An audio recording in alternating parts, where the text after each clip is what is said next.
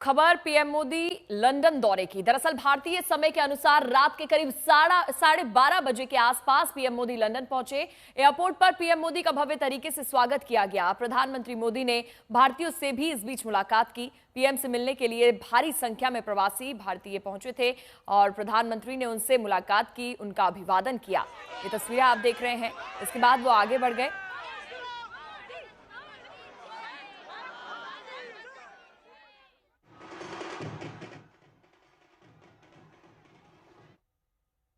तो लंदन में पीएम मोदी का आज का शेड्यूल क्या होने वाला है, इसके बारे में अब आपको बता देते हैं। दरअसल दोपहर 2:30 बजे द्विपक्षीय बैठक होगी, जिसमेम बहुप्रतीक्षित फ्री ट्रेड एग्रीमेंट पर अंतिम मुहर आज लगेगी। शाम 6:30 बजे प्रेस ब्रीफिंग होगी और रात तकरीबन 9 बजे PM Modi king Charles III से मुलाकात भी करने वाले हैं।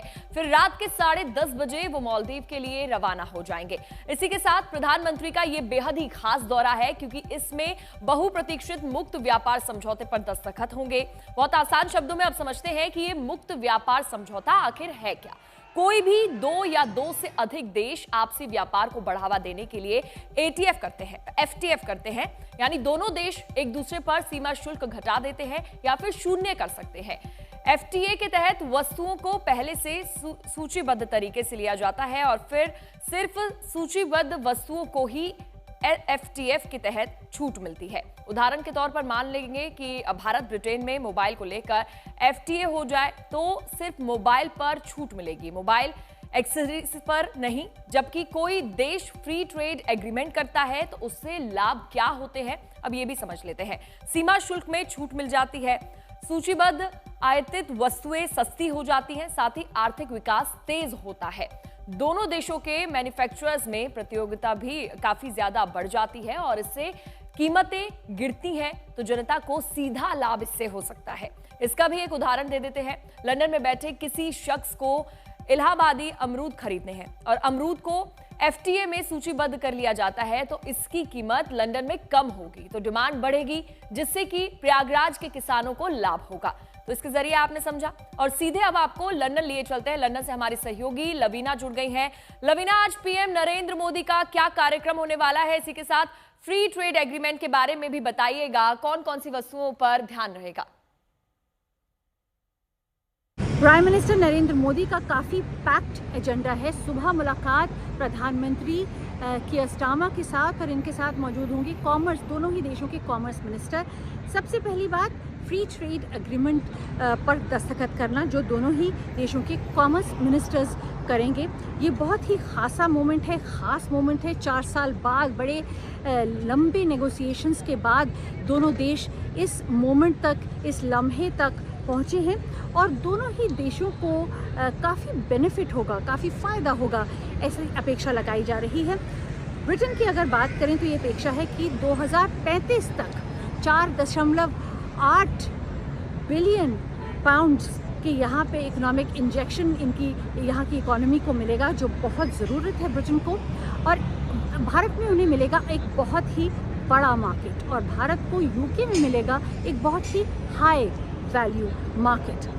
ब्रिटेन की स्कॉच विस्की मार्केट, जो स्कॉच विस्की इंडस्ट्री है, उसमें बहुत फ़ायदा होने की अपेक्षा है, क्योंकि 150% जो ड्यूटी लगती है वो इमीडिएटली 75% पर आ जाएगी और उसके बाद over a period of time 40% तक पहुंचने की इसमें आशा है।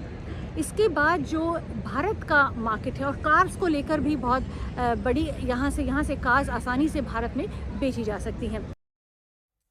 तो लवीना के पास फिर से एक बार लौटेंगे, लेकिन उससे पहले अब ये जान लीजिए कि भारत का किन देशों समूहों के साथ फ्री ट्रेड एग्रीमेंट पहले से है। जापान, ऑस्ट्रेलिया, यूएई, दक्षिण कोरिया और मॉरिशस ऑस्ट्रेलिया के साथ ये है। साथ ही लवीना हमारे साथ जुड़ी हुई है। लवीना, आपसे जानना चाहिए कि एफटीए के अलावा कौन कौन से मुद्दे हैं जिनके बारे में पीएम मोदी और की स्टार्मर के बीच मुलाकात जब होगी तो उसमें बातचीत की जाएगी?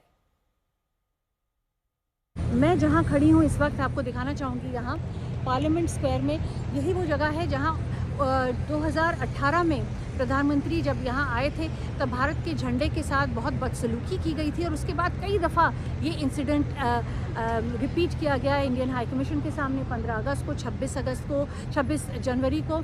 और इसके अलावा हाई कमीशन खुद की बिल्डिंग को भी हानि पहुंचाई गई, वहाँ से भी झंडा उतारा गया। तो इस तरह की जो एक्टिविटीज़ रही over a period of time, इसको लेकर सवाल उठाए जाएंगे कि और इसमें एक्शन लेना चाहिए और जल्द एक्शन लेना चाहिए, क्योंकि आखिरकार ये सारी जो गतिविधियाँ हो रही हैं, लॉ एंड ऑर्डर को ब्रेक किया जा रहा है, वो इस देश में किया जा रहा है। सो इट इज़ ये बेनिफिट है, यहाँ की फ़ायदेमंद है कि इस पर अपनी और कमांड जोर की यानी खींची जाए और इस पर एक्शन लिया जाए, जल्द एक्शन लिया जाए। As this is justice denied is justice delay. तो इससे क्या फ़ायदा होगा? फ़ायदा सिर्फ ये होगा कि एक तरह से आप हाई कमांड अगर आपसे एक बात कह रहा है तो इसमें तवज्जो होती है। अब बात आती है एक्स्ट्रेडिशन की।